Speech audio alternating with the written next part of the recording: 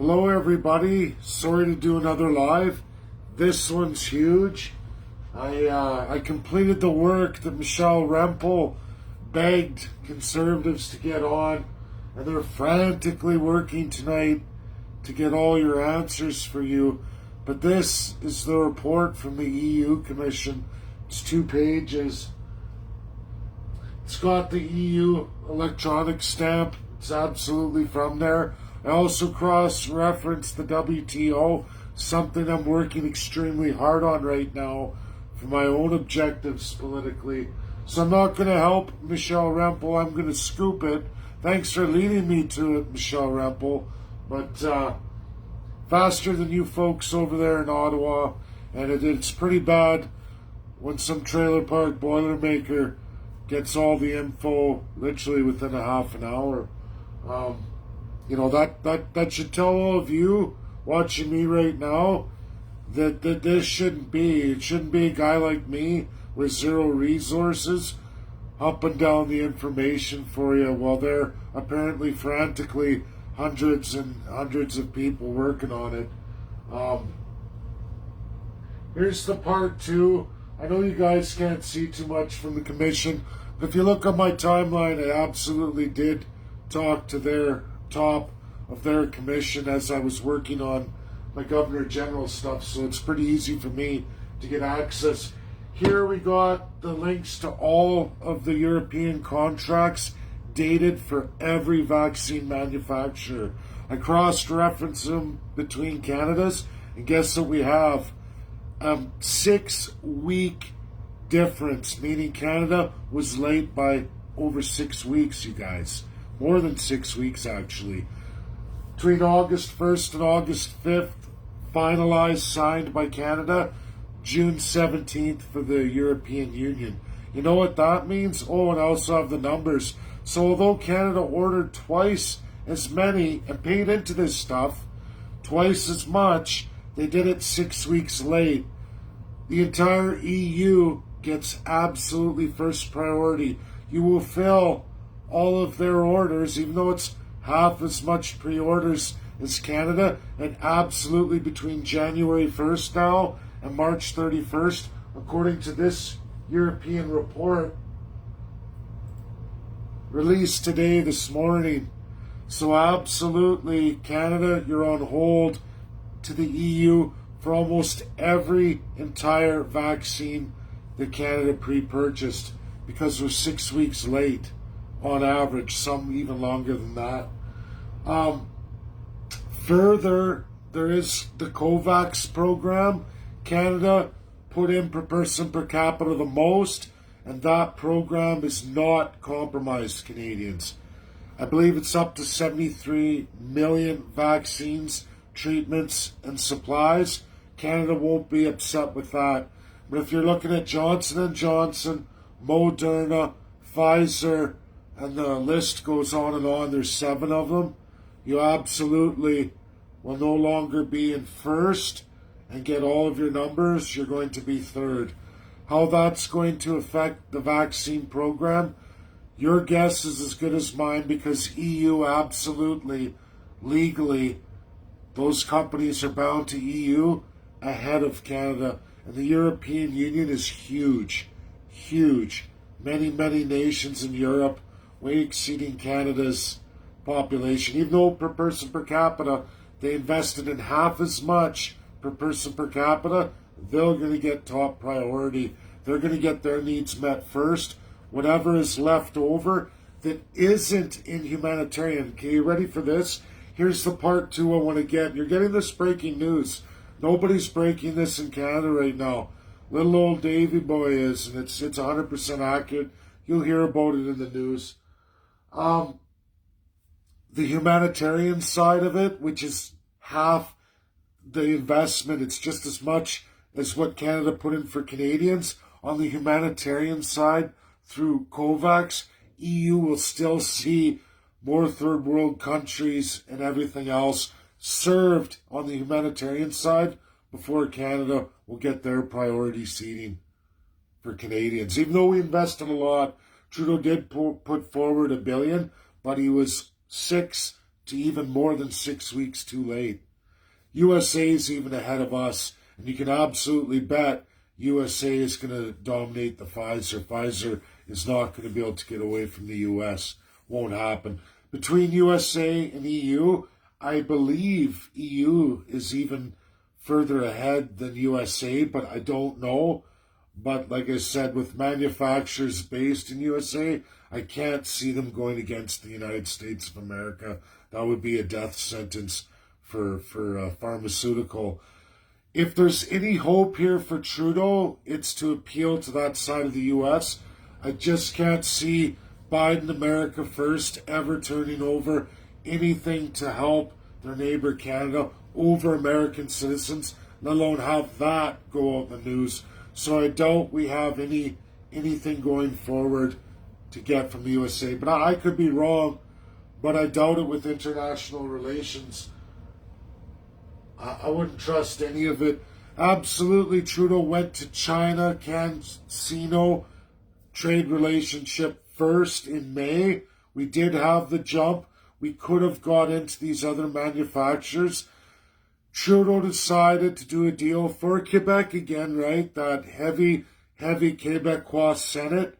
And remember, everybody who follows me really close, remember before that date, I went to Saskatchewan and I broke the story on Saskatchewan. And I was very upset because I wanted to see even our good friends in Saskatchewan with the top expert in Canada, recognized by the then Trump administration and medical staff, said, Dave, this is your expert in Canada who is in the process of animal trials.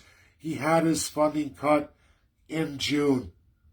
And you know what? If Canada had invested in him and had the Pfizer, right now we would have had a jump, and we might have even had manufacturing, and you would have saw a mighty boom in pharmaceutical manufacturing for the province of Saskatchewan, and they likely would have saved the day today.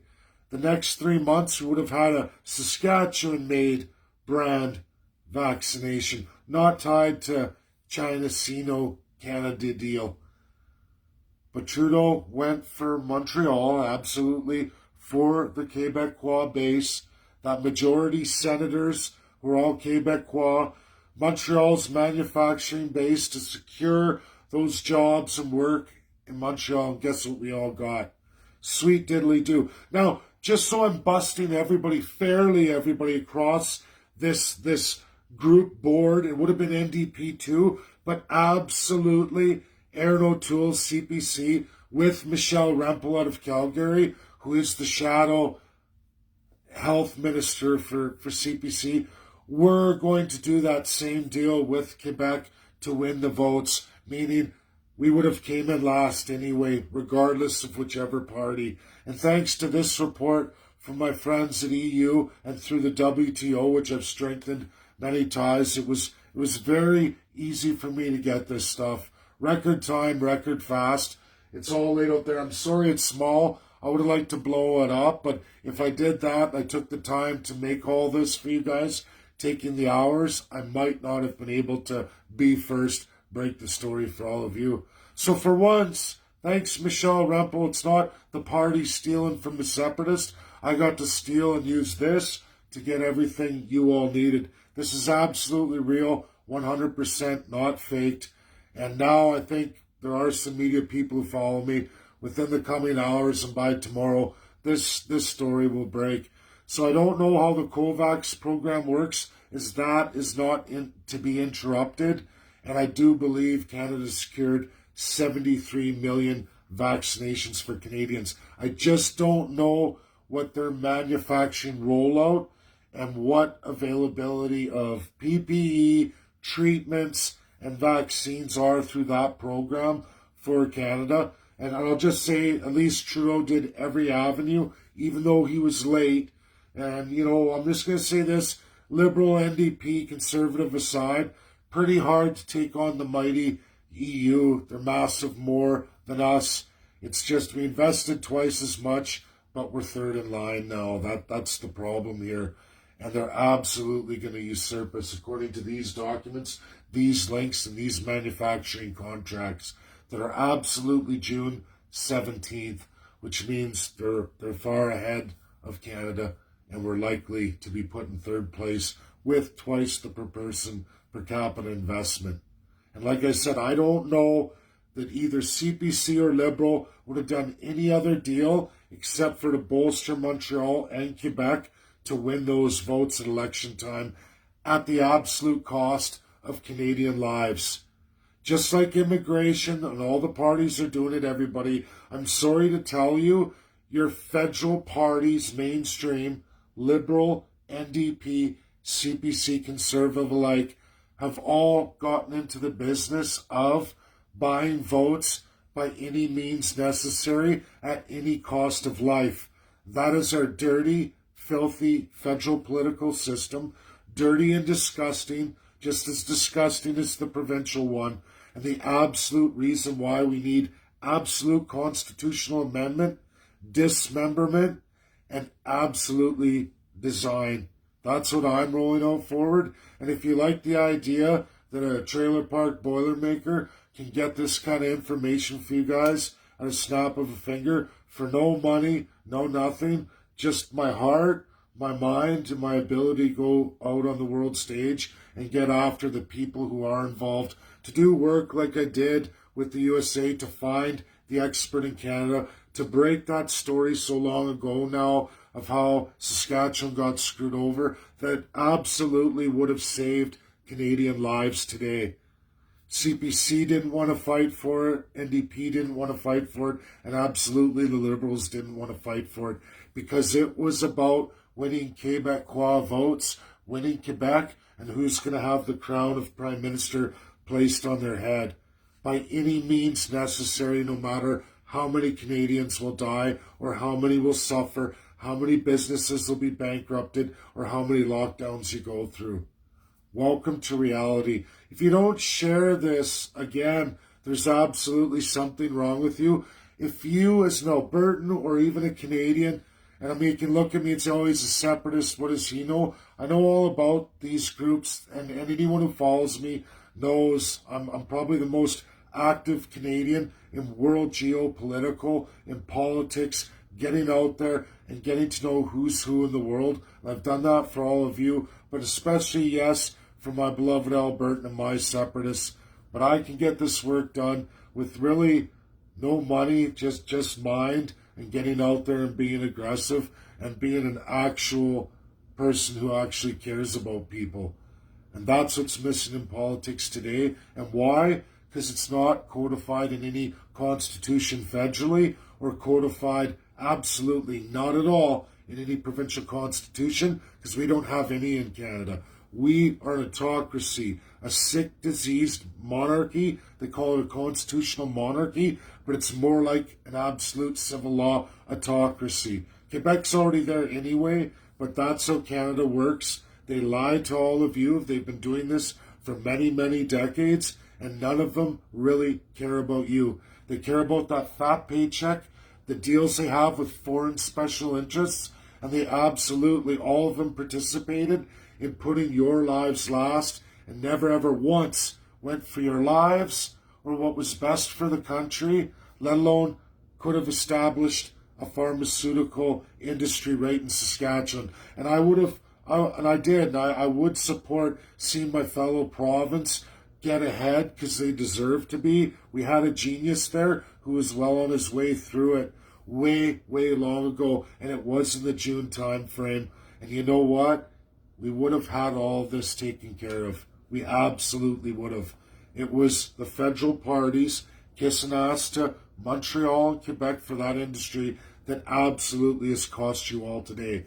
Nothing more, nothing less. In fact, they were all looking at China to make a deal that fell through, and that's what happened. Conservatives targeting that, but they won't go back to Saskatchewan. They won't go back to the initial breakthroughs Canada had. Isolated virus and the ability to establish an industry right here in Saskatchewan, next door to me.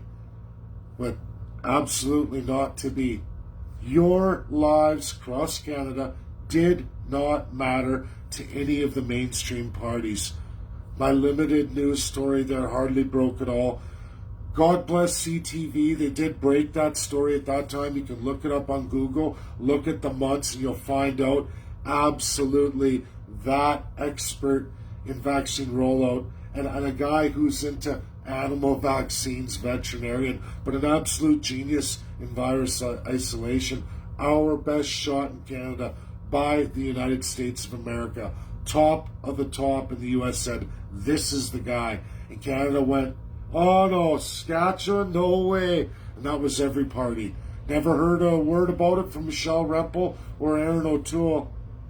Had Andrew Scheer maybe still been in leadership position of CPC, maybe Andrew would have went with it, but I don't know, with the big mainstream party CPC and its love of Ottawa and centralized Ottawa, Quebec, I don't know if he would have been allowed to. I think they would have bound his hands, said you do this or we're getting rid of you. I don't know. It's sick, man. It's totally sick.